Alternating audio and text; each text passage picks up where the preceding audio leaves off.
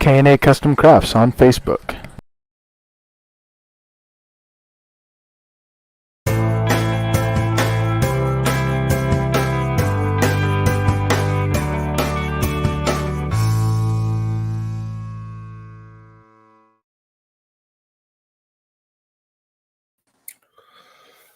Hello and welcome to another edition of On Deck, brought to you by Coast to Coast Entertainment Network.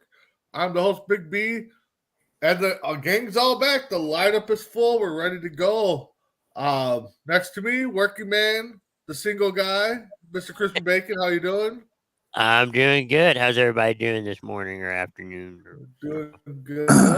For me, on below Chris is Big Dog Greg. How you doing? Doing well. How are you guys doing today?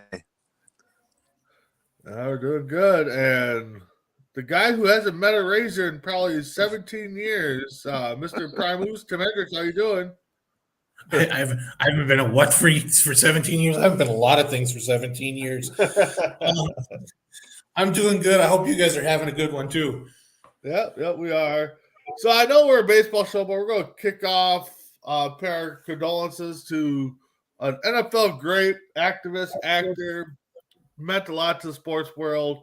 The passing of Jim Brown in the NFL yesterday. Tim, what do you think? What's your fondest memories of Jim Brown? Or what can you say? To me, probably he's on the Mount Rushmore of running backs in the NFL. Not only was he one of the GOATs, but a great ambassador during the times of the civil rights, a great actor. But he was also the face of the Cleveland Browns, even during the toughest times in Cleveland.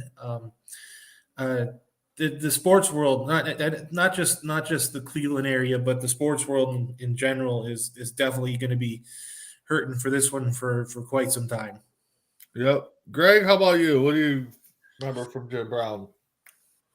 Well, what I remember from Jim Brown is, he retired from football when he still had probably 2-3 years, maybe 4 years left in the tank. He had other interests that he wanted to pursue. Football wasn't his.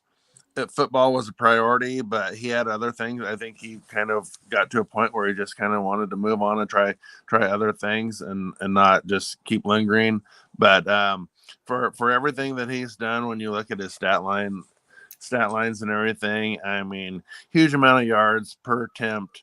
One of the greatest running backs of all time. I'd say he's definitely top 2 or 3 all time. I mean, he probably could have ran, if he would have stayed in the league a little bit longer, he probably would have ran for at least 16,000 yards or more. So, but yeah, he did a lot. He got into acting. He did a lot of philanthropy and did a lot of community service work. He spoke his mind and spoke up on a lot of different issues. He seemed to be well respected. I don't think I've ever heard anybody say any bad thing about a bad word about the guy.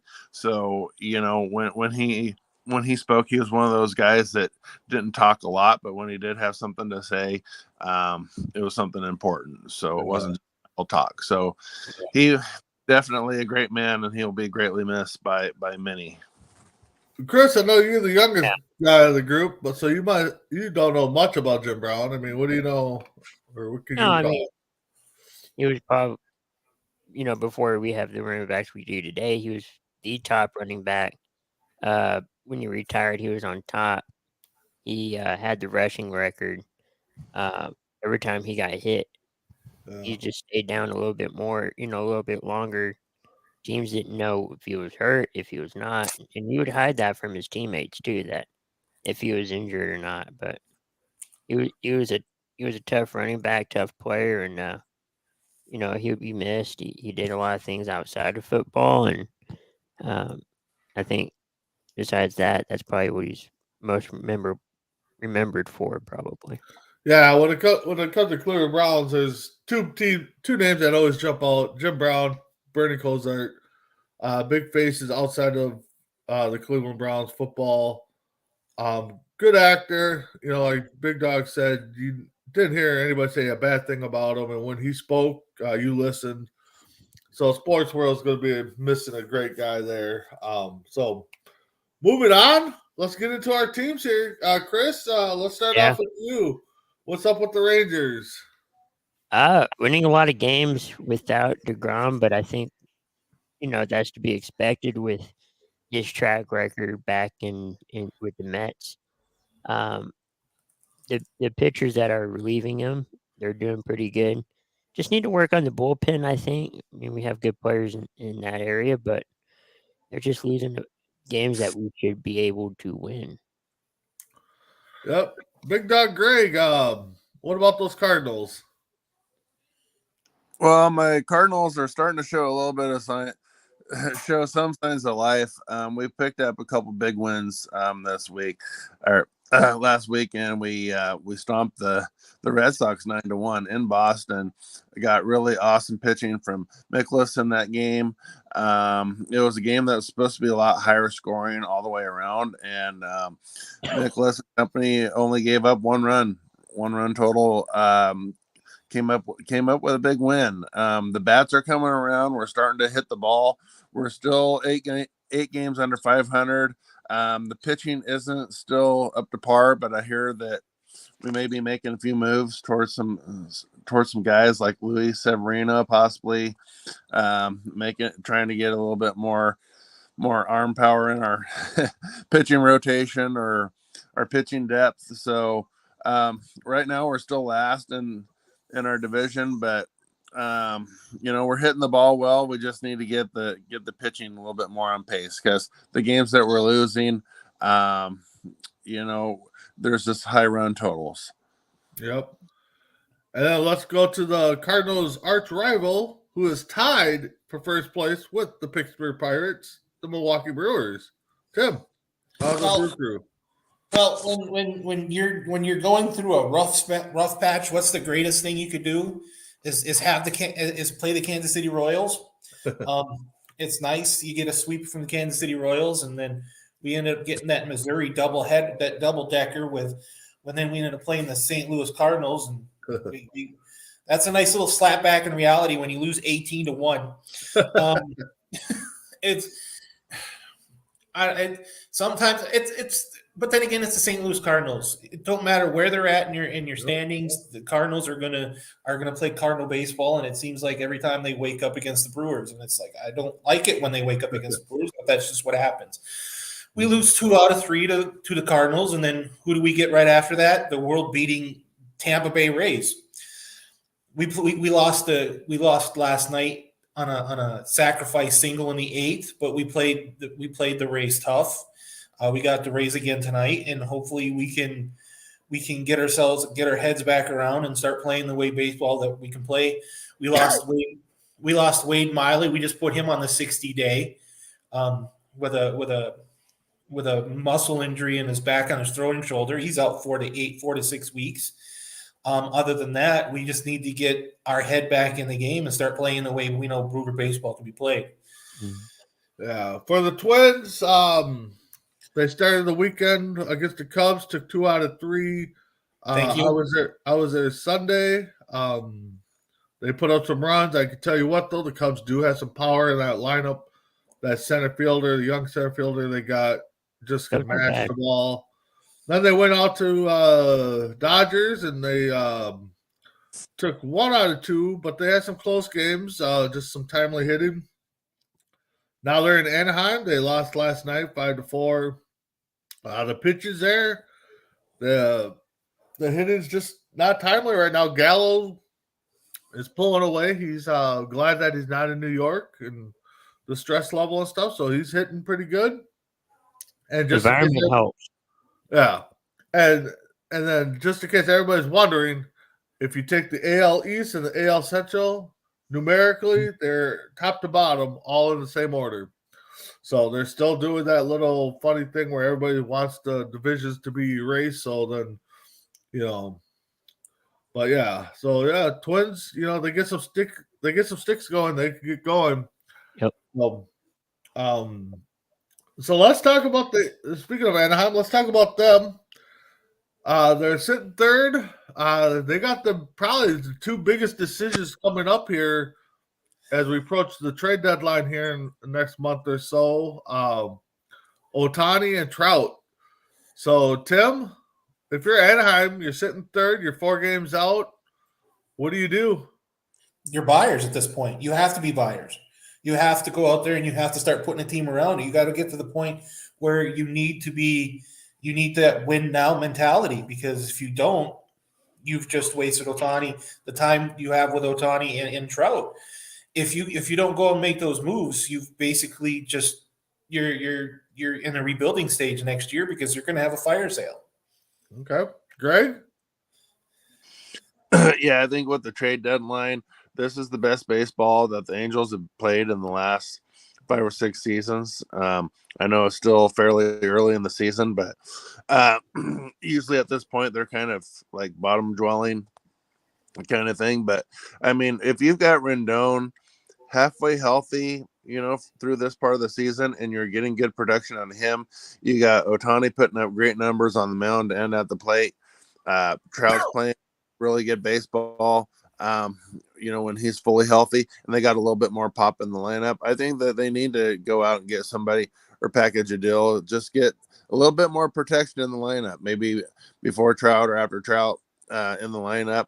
I think that getting a little bit more pitching depth would help too. Their pitching staff isn't terrible, but I think that getting another live arm would definitely do them a lot of good, because I think that this is pretty much it, because I've heard that Ohtani, I think this is his final year under contract, so he's going to be looking elsewhere if the team's not willing to put a winner out there. So I think that they need to show that they're committed to trying to get some success going in Anaheim.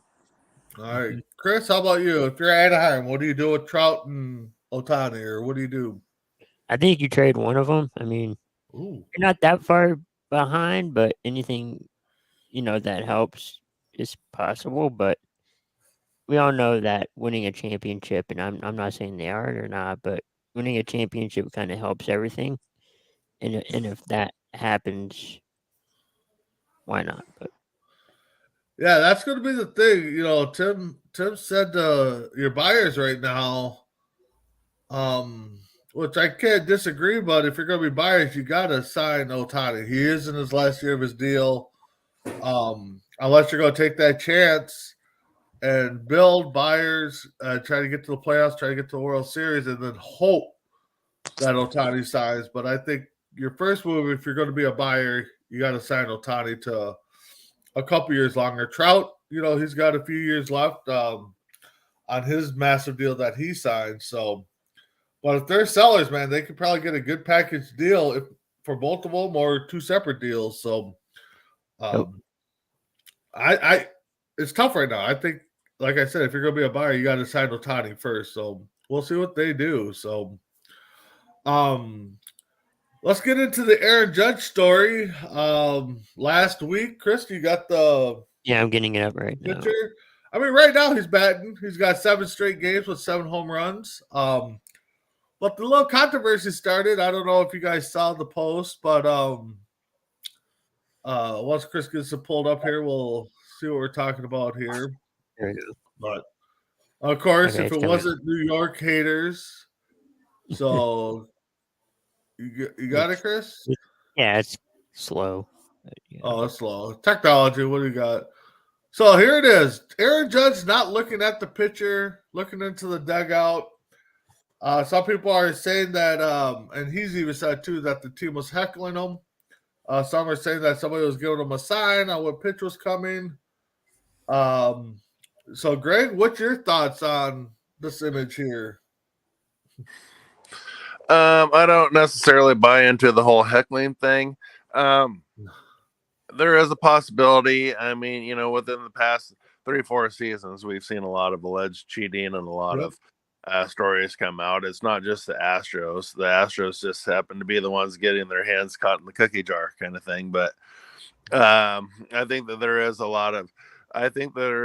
a lot of cheating going on in baseball, or potential cheating. I don't know if I would necessarily even call it cheating, because it's kind of a cat and mouse game, I mean, in all the sports, you're trying to figure out what the other team might do, or what their plays are going to be, or try to get a little bit more of a predictable edge on what's going to come. Sometimes that works, most times it doesn't. But I think that he was distracted with something, and it's possible that he might have been getting some kind of signal that, maybe getting tipped that a pitch was coming or something. But I don't know. It looks pretty suspicious, and the numbers that he's put up in the last week or so, it just doesn't sit right. Yeah, Tim, what you think? Yeah, when I saw the picture, and I've seen this picture from like 3 or 4 different angles, and the first thing I thought of was somebody's telling him a pitch. I did. The second thing was I had a joke in my head going that the Yankees are trying to figure out where they're going to go to dinner after in Toronto after the game. But this isn't. I don't see the Yankees heckling somebody, especially your own player. This isn't college baseball. This isn't college softball. This is the major leagues. This is where the big boys play, as Kevin Nash used to say on WCW. This is where the big boys play. This is where the big boys get the money. You're not playing with somebody's pocketbook like that. It's the Yankees, like Big Dog said. The Astros were just the only one that got caught. There's cheating in every sport. There's cheating in hockey. There's cheating in racing, in NASCAR. There's cheating in football. There's cheating in basketball. There's cheating in everything. Yeah.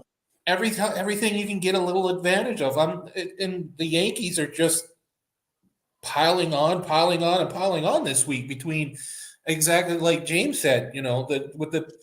With the pitcher getting suspended for 10 games because of sticky stuff, and then all of a sudden the next guy goes in and has to wash his hands, and the Cincinnati Reds manager gets rung up. It's just, the fact is, this is Major League Baseball. Anybody who's not a Yankees fan is cheering. The fact is, they're finally getting caught. Chris, what about you? And it's interesting too that I think they're saying it's cheating in a way because we have all this technology now, which is kind of cheating too. But, using hand signs and all that's what used to happen. Everybody did it. Now there's technology factors with it. And I don't know.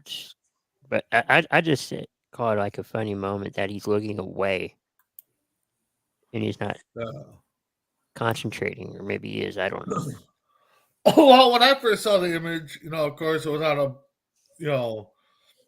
a Facebook site, and of course, I'm guessing the guy wasn't the Yankee fan calling it cheaters, signs.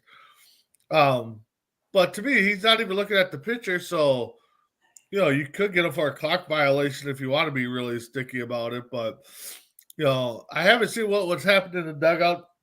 Don't know if there's any video for him to get distracted, but like Messerow said, if you're not cheating, you're not trying. I mean, there's in every sport, you're trying to find the weak link, trying to find out some kind of leverage to, get the playoff or find out what they're doing. So each team's trying to find an edge.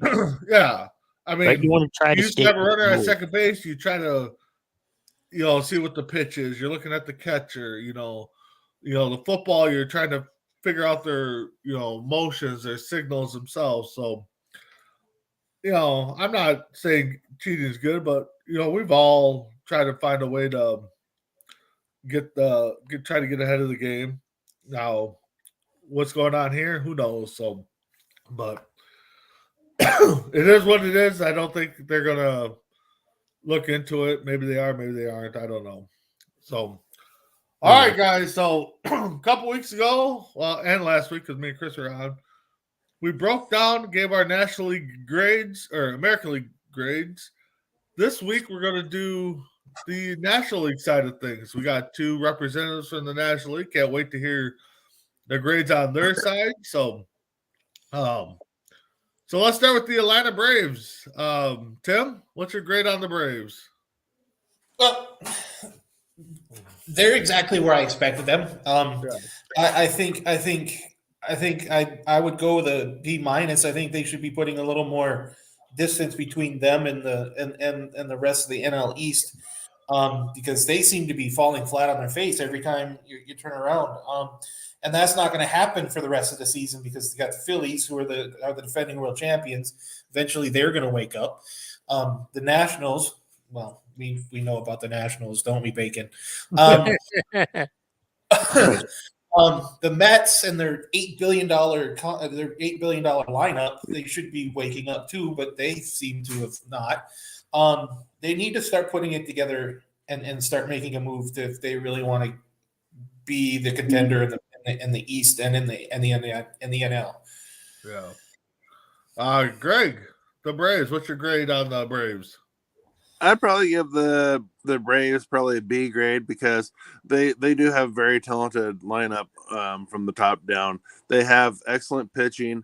They have a few weak spots in their pitching depth, but overall, when you're looking at Strider's putting up phenomenal numbers: ERA, strikeouts, innings pitched. He's just been a workhorse for them. Elder's looking pretty good.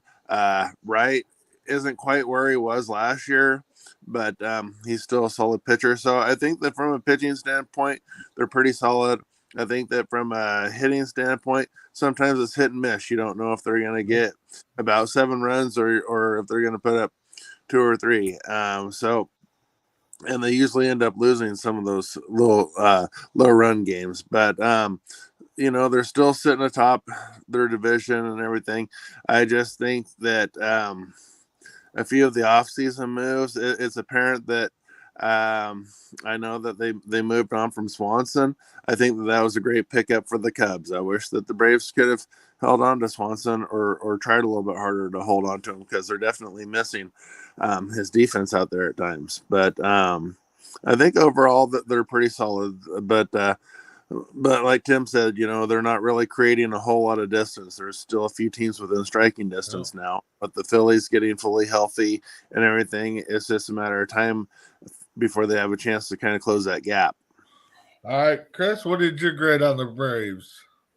I'll go B. I mean, they're still dominating, kind of their division. They still look like a World Series contender. Lost a few, good pieces, but I think they're making it work. Yeah. And Tim did say they won the World Series last year. Yeah. So I think he did National League champions is what I think he meant. Yeah. For me, B minus, because like Tim said and Greg said, is they need to start putting some distance between them.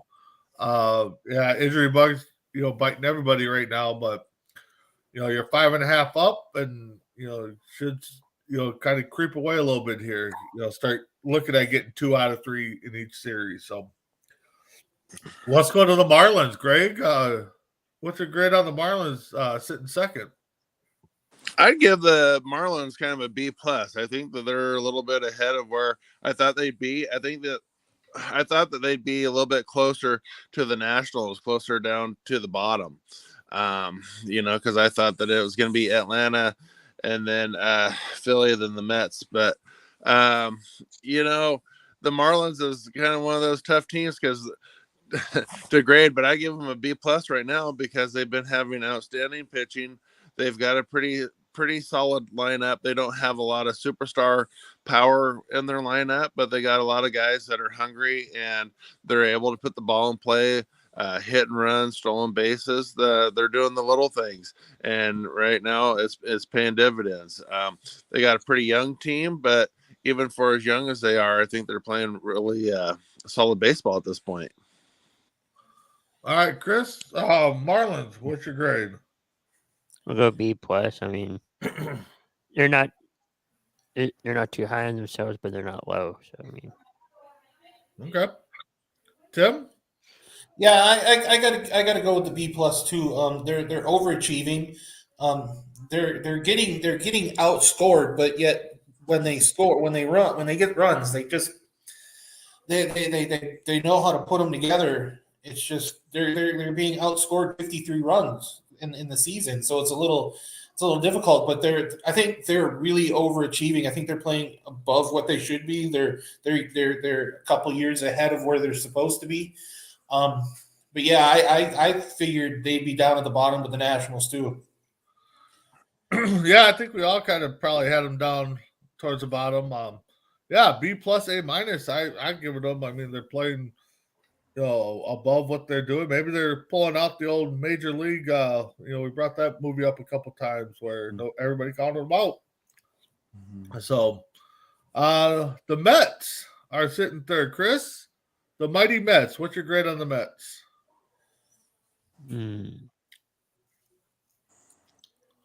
Because of a lot of money they got, we'll go C. I'm just playing. I do give them a C. But All right, Tim, the mighty Mets. I give them a C plus. They should be ahead of what they're supposed to be. They're playing 500 ball. They need to be playing. They figured by this point how many people and how many different plate people had them winning the East. And right now they're just playing mediocre ball. They just eventually if they're going to wake up. Maybe they need to run against the Chiefs. Great. Now I'm thinking of tomorrow. They need to play against the Royals and they need to play against the A's. They probably need to play in the American League at this point just to get themselves ahead. All right, Big Dog Greg. I'm probably give them a C minus because they've got a lot of money thrown at that team. Their owner Cohen has spent a lot of money. He's put together a pretty good team from the top down. He's invested a lot in arms. I don't know how this experiment with two pitchers approaching, getting close to the age of 40 is going to work out. I'm hoping that it works out for his sake. But right now, the Verlander and Scherzer experiment just isn't quite panning out. The Mets are one of those teams that sometimes they'll squeak through a game that they should win by the run line. But then sometimes they end up losing, and then when you get pitching mismatches, they're not really taking advantage of those too. So they're losing some games that they should be winning, and every now and then they'll win a game that maybe they shouldn't win. But I think that for as much money as that's been spent and everything, I think that they should be a lot better. I think that their record should be a lot better. And giving up 9 or 10 runs last night, I think, to the Guardians. I mean, the Guardians aren't exactly lighting the world on fire, for runs and stuff. So when you're throwing out decent pitchers and you're getting lit up like that by teams that aren't really known for making a lot of hard contact, something's going on. So I think that they're probably going to be buyers at the trade deadline too, because they need to get something else going because it's not working at this point. Yeah. And we're about 30 minutes into it. Chris, if you want to send this to Greg or Dirk, I'm giving them an F minus just to stir the pot a little bit. No, all serious though. A D. I mean, they spent money, on older players, but they should be a lot higher. I know injuries playing a factor. We're going to probably say that constantly with all these teams, and they're not. It's just showing you. What's that? And they're not hitting very well with runners in third position. Yeah, it's just showing you that money is not buying championships. So, unless you're Oakland, you better start spending money to buy championships. But it's buying you a new location. Yeah. All right, let's go to the Philadelphia Phillies. Honestly, Tim, I ain't gonna lie. I actually thought they won the World Series last year. That's how much I paid attention. So Tim, I can't- your thoughts on Philly? I honestly can't remember if I watched ESPN, and I think ESPN said they won the World Series too. Yes, I'm like, thank you. Okay, yes. and I'm So like, go okay, ahead. I didn't know that.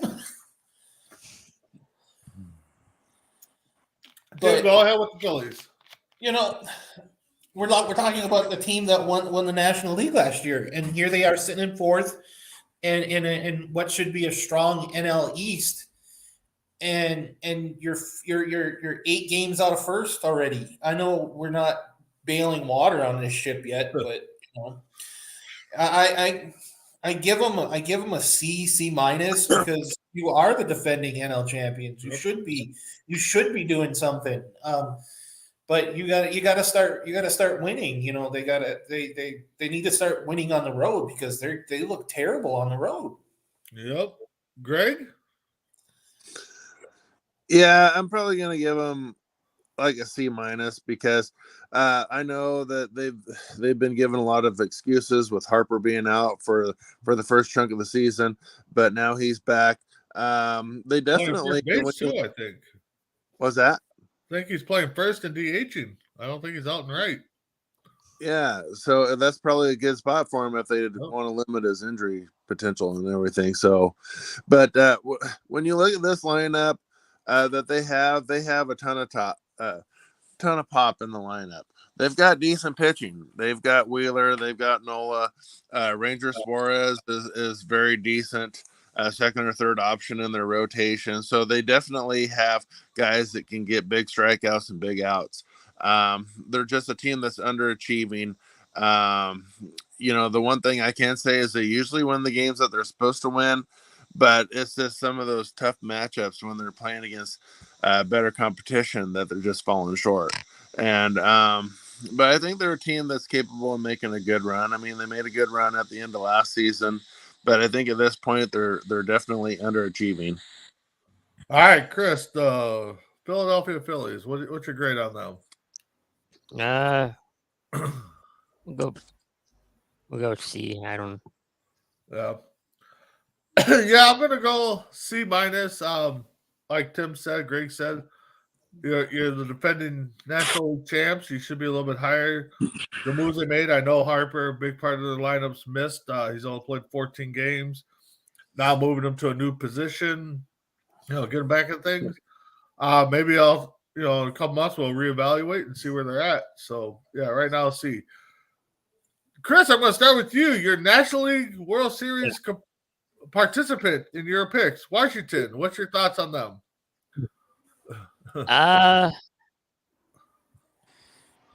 E minus C. I don't know.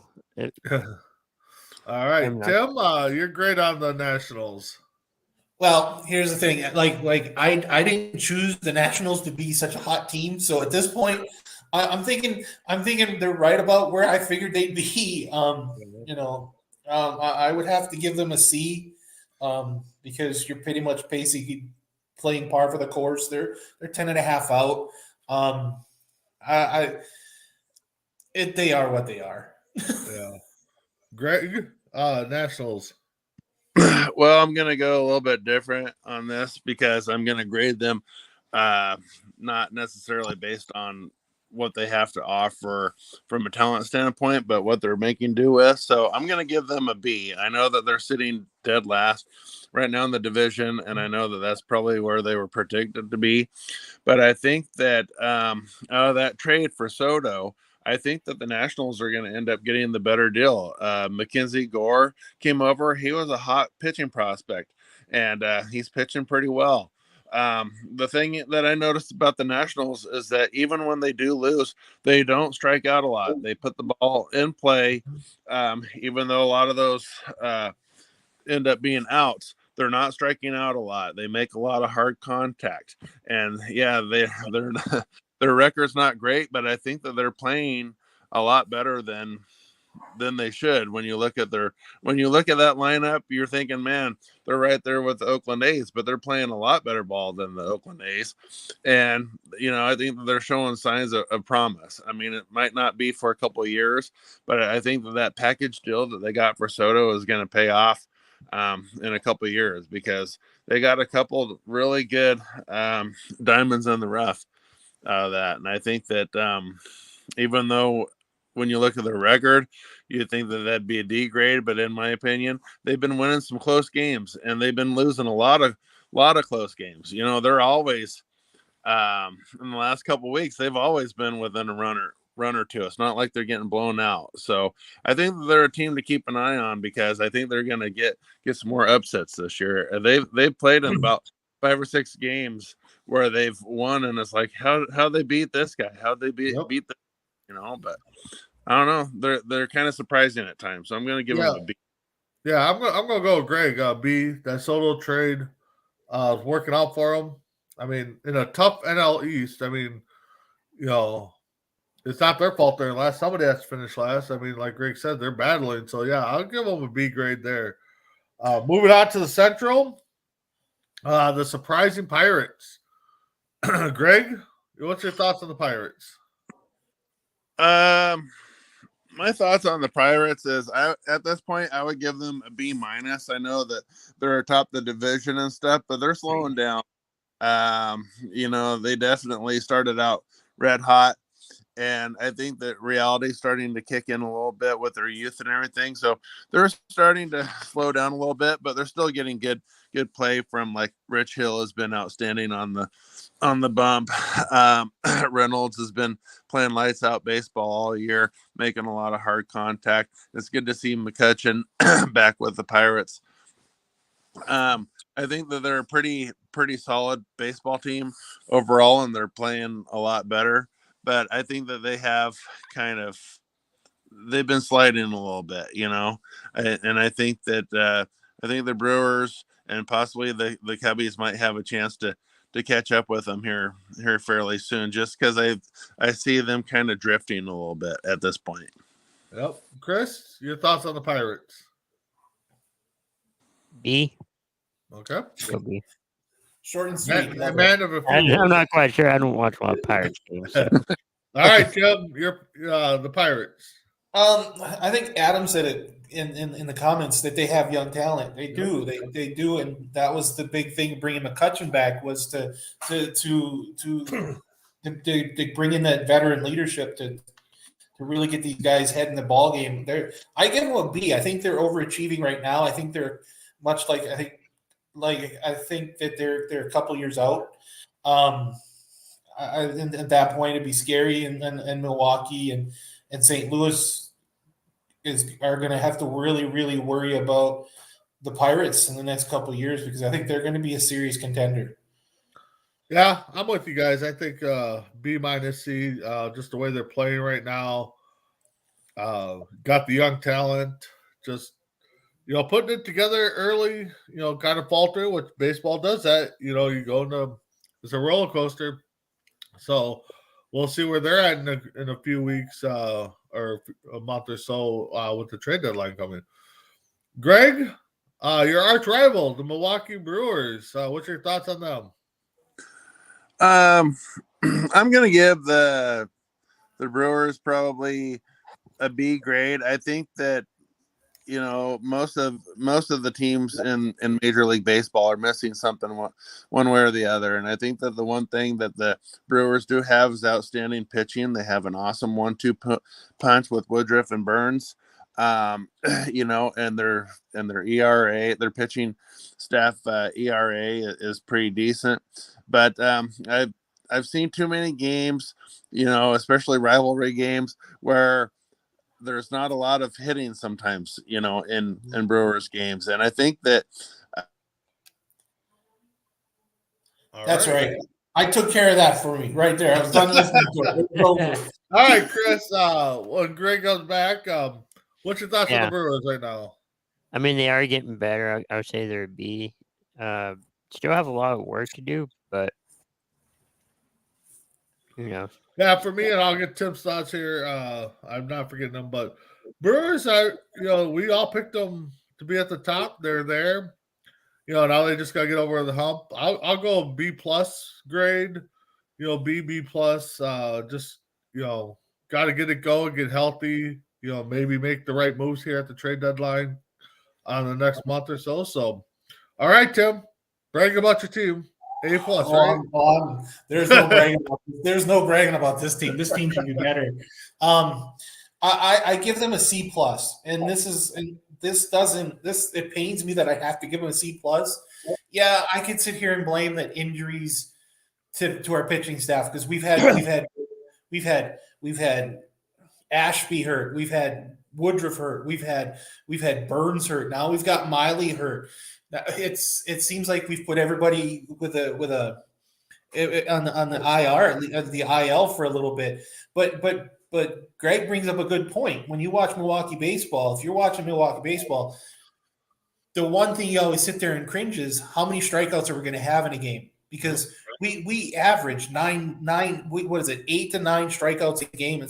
It's like you don't do your homework. Maybe the Brewers need to be cheating. Maybe the Brewers need to be maybe getting their pitches tipped because obviously they've got the people. They've got Tellez. They've got Adames. They've got Winker. We've got players that can play. It's just the fact is they just don't. It's like they're going for the fences. They forget that small ball wins championships. And to be honest, it's almost scary to watch. They're atrocious when it comes to score runners in scoring position. You're supposed to be this team that's supposed to be contending for the playoffs in a world and possibly a World Series, and you play like you forgot fundamentals. Nope. Yeah, they're even sitting at 0 the run differential. They're giving up the same amount of runs that they scored. So so let's move on to the Cubs. Chris, your thoughts on the Cubs? Yeah, we'll go B minus C. Okay. I think there's a lot they could do, but with the piece they got, they just got to work with it, I think. All right. Big Dog Greg, the Cubs, the hated Cubs. The Cubbies, I'm going to give the Cubs probably a C plus. I know that they've been trying to deal without Horner in the lineup, this past week or so, but they definitely went out, got Bellinger, they got Swanson, they got a little bit more depth in their lineup. They're not putting up a lot of runs. Justin Steele was lights out. Now he's showing that he's not immortal out there. But you got decent pitching. Hayden Wisniewski is decent. I don't know if necessarily their middle relief or their closers going to be lights out. And how they're going to hold up for the rest of the season. I don't think they're a team that's really they're kind of probably where they should be. I don't think that they're overperforming. I don't think they're underperforming. I think that they're just kind of a team right now that wins one night, loses the next, and just kind of flops back and forth. They never can seem to put a good winning streak together, but they don't lose a ton in a row either. Yep. Tim? Yeah, I'm giving them a C because they're basically playing par for the course. I think I can't remember if I took them third or fourth, but it's the Cubs. It's another one of those teams outside the Yankees that I love to hate. Absolutely, between the Yankees, the Dodgers, and the Red Sox, I just love to hate these teams. Still, they're pretty par for the course for me. Yeah, I give them a C. They're hanging around in the midst of the rebuild again. But saw them Sunday. They look legit. Yeah, the pitching wasn't there, but the hitting was. They got that center fielder, number 5. Can't think of his name. He just crushed one. So he's up and coming to the third deck. And if we didn't have a third deck, I think that thing was flowing about 4 blocks. So Cubs are up and coming. I'll go and say I think they're right where they are. Cincinnati, Greg, what are your thoughts on Cincinnati? Well, the Cincinnati Reds aren't nearly as bad as what they're predicted to be. I'll just say that. Nope. I'm probably going to give them a C+ because they're playing pretty competitive baseball. And it seems like every time that they're in a pitching mismatch where they should definitely lose, they either play competitive or they win. So I'm definitely going to give them a C+. They don't have a ton of talent, but you got guys like Jonathan India that are just out there competitive, scrapping all day long. They're kind of scrappy. They're fighters. They're going to try to, they're not going to win probably a ton of games, but they're going to be fighting until the end, and they're going to be out there at least trying to be competitive. And I think they're going to be a decent team to watch, because anytime you watch the Reds, any team that's going to play the Reds can't just circle that date and go, yeah, this is an easy win. I think that they're going to put up a lot of fight. They've got Hunter Green, who's looking like a pretty good prospect. You got Ashcraft that's looking pretty decent out there on games that he pitches.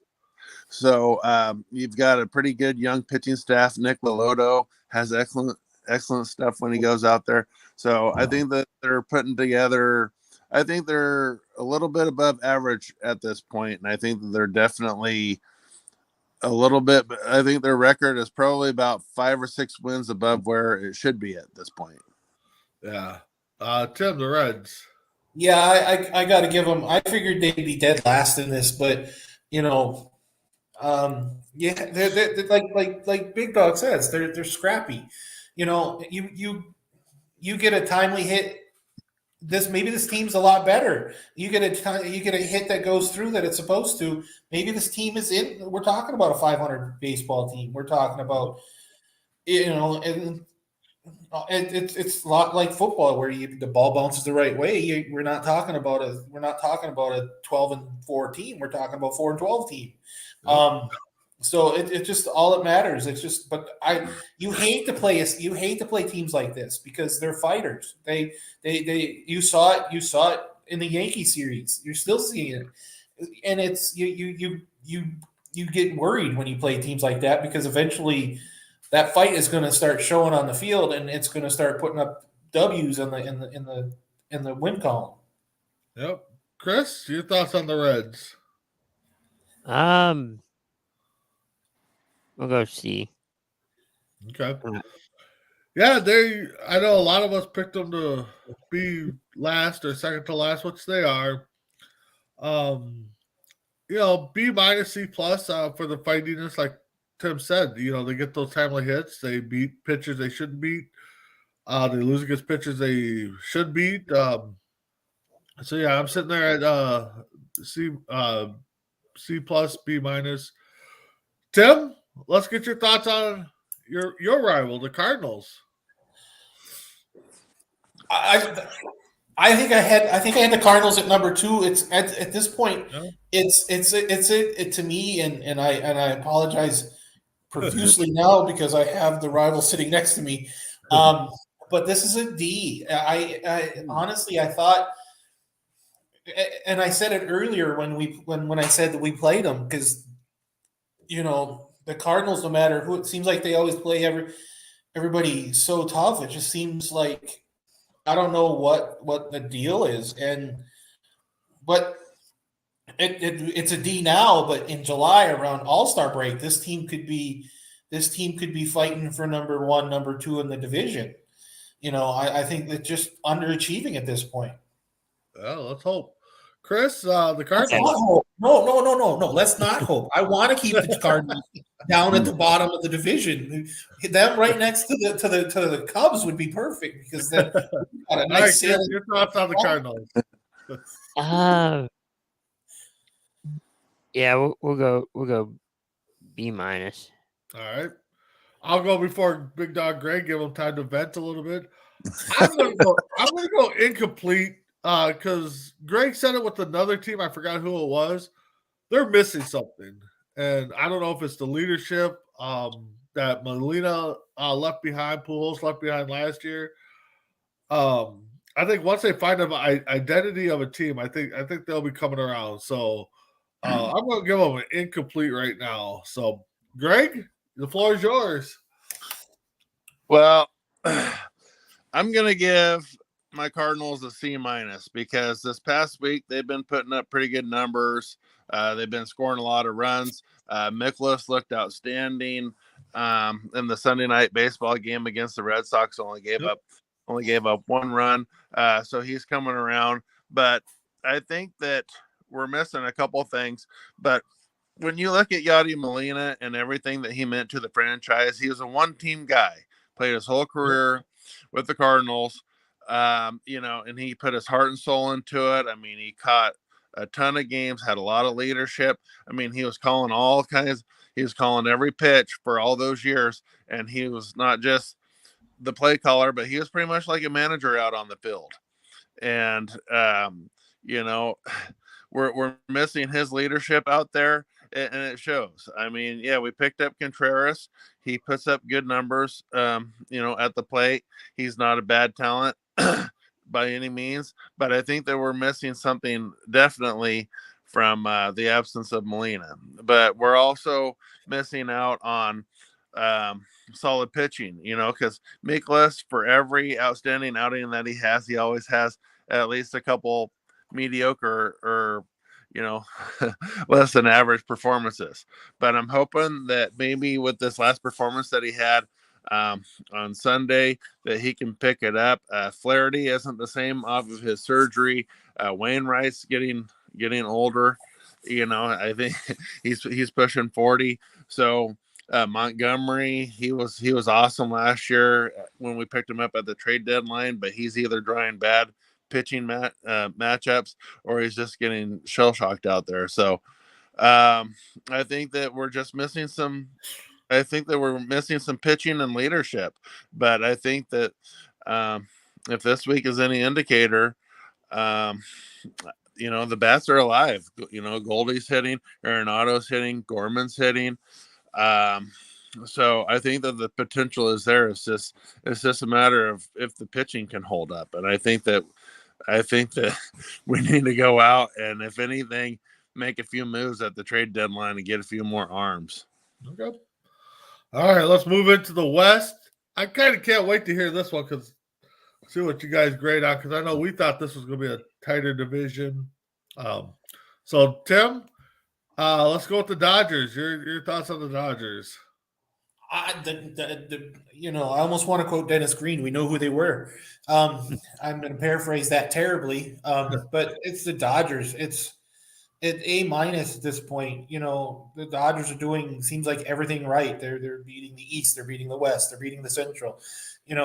They score runs and they score run in bunches. It's hard to find something wrong with the Dodgers, but you kind of hope you do. This is a team that's on the trajectory to being the World Series contender, if not the World Series champion. At this point, I don't know. Like I said, A-, maybe. Okay. Chris, thoughts on the Dodgers? The hated Dodgers. I'm fine. Yeah. C. Okay. All right. Greg, your thoughts on the Dodgers?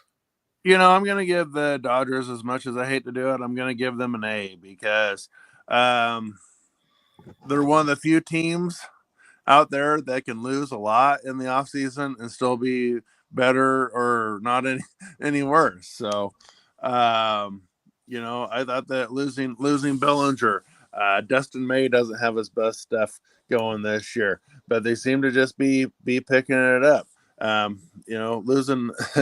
Losing Trey Turner, some of those guys, after everything that they've lost, they don't seem to have missed a beat. So most teams, when they have a turnover like that, you normally see some kind of regression, but the Dodgers are still atop.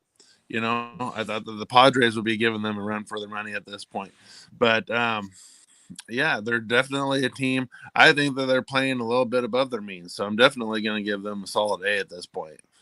Yeah, I gotta give them an A. As much as like Greg said, hate to do it. They keep losing pieces, but yet they keep reloading somehow. I don't know if it's the farm system, their moves, next man up. I don't know. They keep going, but again, regular season success doesn't mean much for playoff success because when it comes to playoff time, you can't count on them. So let's move to the Diamondbacks. Chris, your thoughts on the Diamondbacks sitting second right now? Maybe B. I think they're kind of a surprise team, maybe. Okay. All right. Greg, thoughts on the Diamondbacks? Well, considering that when you look on paper, they don't seem to have a lot to work with, but they do have a young team, and they've got a team that definitely puts the ball in play. They play hard, a team that's hungry. I'm going to give them an A+. I mean, they're definitely far exceeding expectations.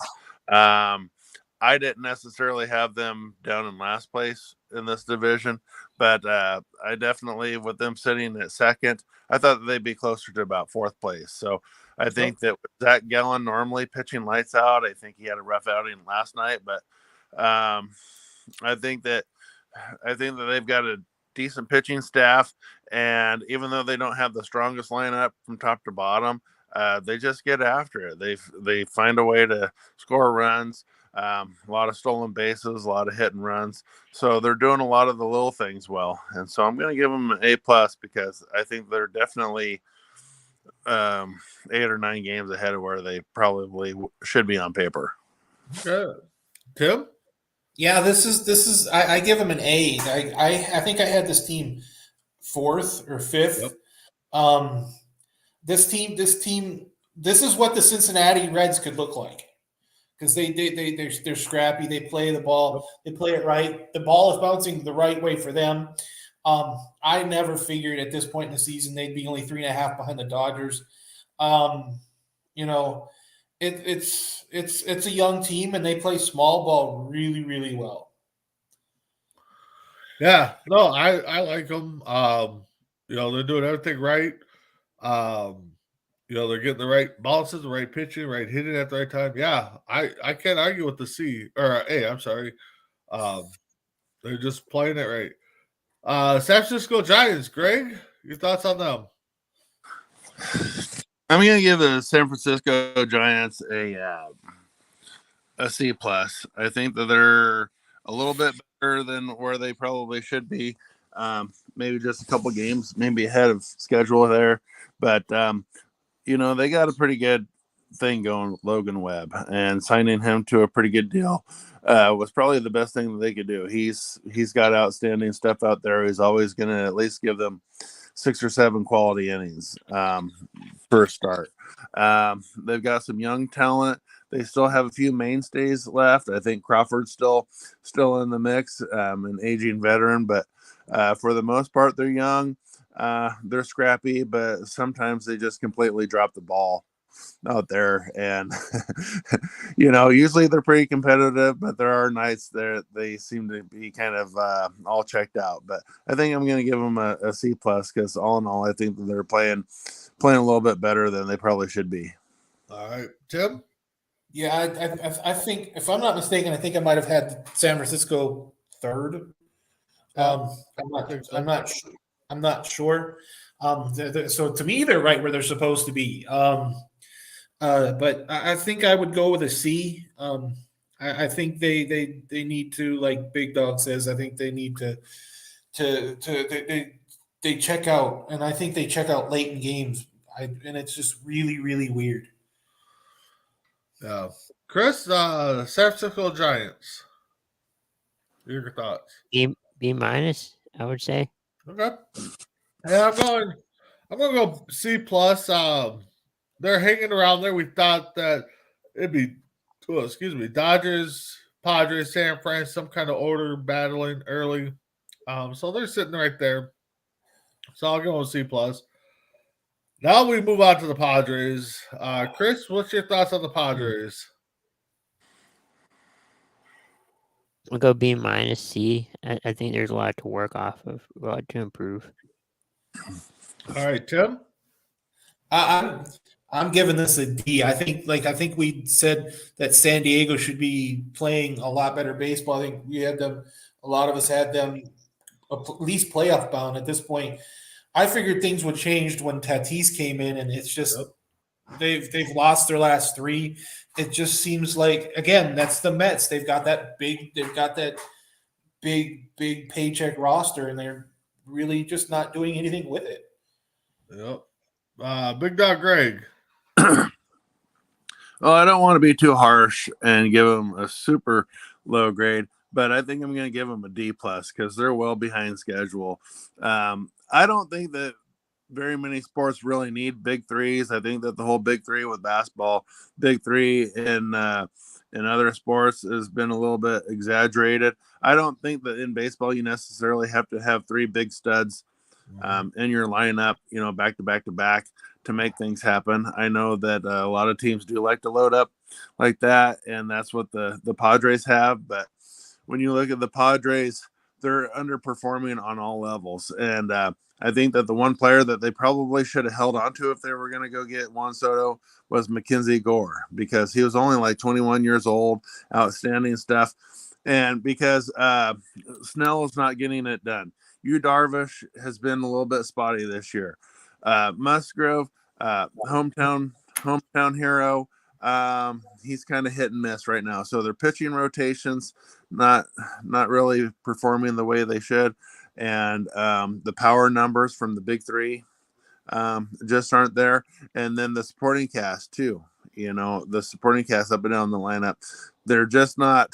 They're not doing the little things. They're not getting the hit and runs going. They're not stealing bases like they should. They're not putting up a lot of runs, and then their pitching staff is giving up a lot of runs. So I don't know what's got to give.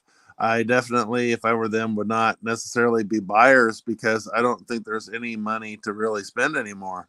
Nope. For that lineup. But they need something. They need maybe a AAA prospect or somebody to come in and show some signs of life. So definitely well below par right now. Yeah, for me, if Callan, if he gets a hold of this, I might crush him here. D minus F. This lineup should be up there. Snell is 1-6 so far this year. They got to turn around. I'm with Greg. They need to find that spark. And I don't know if they could do it in a trade. It might have to be a AAA player. It might have to be a team-only meeting. I don't know what it is. But they just need to find something because they need to start making a move. And I don't think they got the money to do it via trade. So last team we'll cover, the Colorado Rockies. Greg, what's your thoughts on the Rockies? There's 2 things that you can count on during a Rockies game: that they'll cover the run line, and if they're playing at Coors Field, the over will hit. Okay, that's about the 2 things you can count on for a Rockies game. Now, when you look at the Rockies, they're a team that actually on paper has talent. I'm not going to say necessarily that they're overperforming or underperforming, but when you got Blackman and Cron in the lineup, when you have really solid pitchers or pitching capabilities like Gomer and Freeland, you should be able to put some decent wins on the board. But I don't know what to think about the Rockies. I think that they're a team that should be doing a little bit better because when I look at their lineup, they do have a pretty decent lineup. Cron's very talented, hard-hitting first baseman.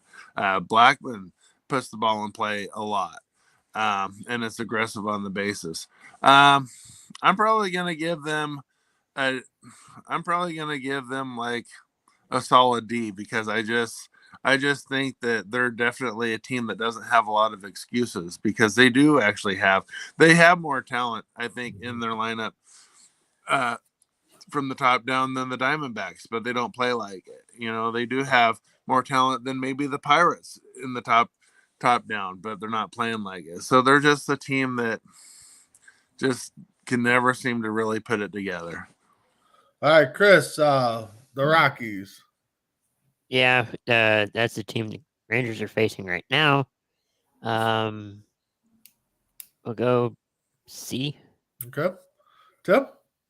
I like Chris's C. I hope they beat the Rangers to make it a higher C. But no, and Big Dog brings up a good point. You still have talent on there where this isn't. We're not talking about the Oakland A's. We're talking about the Colorado Rockies. You know, they're the Rockies, and they know how to score runs, and everything that Big Dog says is true. They have no excuse. You have to play better. I don't know if they're playing individual ball and not team ball, but I just don't get it. Yeah, Rockies, I think they're still trying to figure out their identity. I know, you guys said they got some good bats, and they do. They got Crone and Blackman, but the Arenado trade to the Cardinals a few years ago was a shocker. I think they're still trying to figure that way out. Yeah, I got to go C minus, D plus. They're scrappy, they're hanging in there, but again, missing something. I don't know what it is, but so that's our grades that we did for the first month and a half. We'll revisit them, probably around All-Star break, trade deadline, see where we got. Before we go, we got a little extra innings here. I want to touch on 2 games outside of Major League Baseball, see what you guys' thoughts are. First, we got the Lakers-Nuggets tonight. Lakers are home. Do we see them going down 3-0? So, Greg, I know you're a big betting man. Lakers, are they going to rebound tonight? The only way the Lakers are going to edge out the Denver Nuggets, 2 things. They need to stop Jamal Murray, which I don't think is going to happen, and they're going to have to outshoot the Denver Nuggets about 3-1, 4-1 from the foul line, which probably will happen. So I say it's possible, but I think that the Denver Nuggets are just too solid of a team. I can see maybe with the home crowd, maybe giving the Lakers a little bit more energy, but I think that if Murray's locked in, I think that the Lakers are going to go down 3-0. All right, Chris, the Lakers rebound tonight, or they go down 3-0? I hope they go down 3-0, so I'm going to go with that one. All right, Tim? As much as I would love to say the Lakers are going to go down 3-0, and the way Murray played that fourth quarter, it's in LA. I as much as this pains me, I think the Lakers win. Yeah, I want them to go 3-0 down. I think they'll squeak this one out barely. It will not shock me if they go down 3-0, but I think we'll say it's rigged. Lakers aren't going down 3-0. And then on the other flip side, let's go to the frozen pond there. Panthers Hurricanes.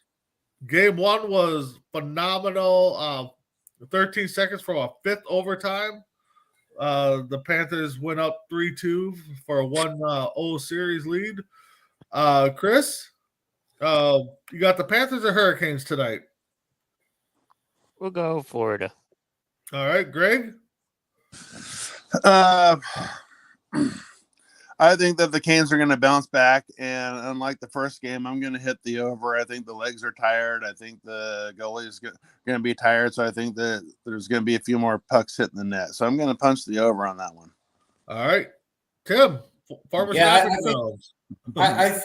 think this is going to be if game 1 is any proof of anything, I think this is going to be a 7-game series. I think they play each other really well, but I think, like Big Dog says, I think the Canes are going to win this one. I think it's going to probably be 4-3. I think they're going to put some pucks in that net. It's time that the goalie looks like he needs to put some work in. Yeah, I'm with you. After game 1, I saw some of it, not a lot of it, but yeah, it's going to be high scoring. I think 4-3, 4-2, maybe even 5-2, but I think the Hurricanes will pull this one out. So that's what we got. So final thoughts, Big Dog. Well, as the school year is coming to a close, I just want everybody to have a good reminder. Just stay safe on the road. Make sure that you're paying attention to the buses because they're dropping all of our little kiddos off. I think that we're going to definitely be getting into a lot more hotter weather. So stay hydrated, but also take time to enjoy life and just go out and enjoy a baseball game or two if you have access to it, because it's going to be a great rest of the season. And these NBA playoffs, you know what? I'm not a Heat fan, but I wouldn't bet against them. Yep. All right, Tim, final thoughts. Yeah, it's be safe, have fun. We're getting Big Dogs talked about schools getting out. Now's about the time you guys got to be safe towards graduation. Don't be stupid. You can start going to graduation parties. Be safe, be smart, because we want you guys to go to school. We want you guys to go to college. We want you to be something smart. Outside of that, join us tomorrow where the Tennessee Titans fans consider the Indianapolis Colts the Dallas Cowboys. That was awesome. I literally, every time I see that video, it makes me want to throw up. That all of a sudden I see Big Dog and my horseshoe on there, and they're calling us the Dallas Cowboys. I literally want to go drown in a toilet. Other than that, I'm excited. I can't wait for the Boston Bobcats to show up. Oh, the Boston Bobcats or the Chester Cheeto, or they don't even exist. I've been saying the Jaguars don't exist for years now. But yeah, excited. We're talking about this. We're talking about the schedule tomorrow, so everybody come and join us and watch it. All right, Chris, final thoughts. Yeah, schedule show tomorrow for morning tailgate. Tonight is the Oregon Cougars game. They're taking on Capital Pioneers. Games at 6 p.m. Pacific, 8 p.m. Central, right here on Coast to Coast. All right, yeah. Again, like they said, tomorrow morning tailgate, recap the schedule. You guys will finally get my thoughts. I know people have been reaching out to me. What do you think about the Vikings? What do you think about the Vikings? I know one Viking fans already said they're going to be better than last year, which I highly doubt that. But anyways, Maybe one game. got the Cougars tonight.